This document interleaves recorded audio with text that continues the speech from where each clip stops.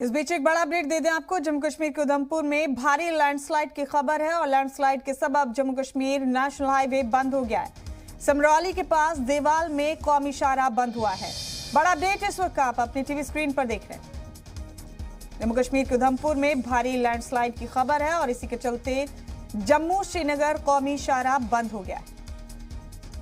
समरौली के पास देवाल में नेशनल हाईवे बंद हुआ है। जम्मू श्रीनगर कौमी शाहराह है जो हैवी लैंडस्लाइड के सबब बंद हो गया है। ये बड़ा अपडेट इस वक्त आप देख रहे हैं।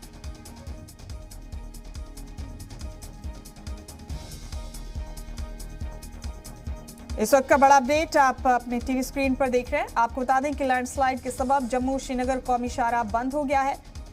समरौली के पास देवाल में नेशनल हाईवे बंद हुआ है बड़ी लैंडस्लाइड के चलते।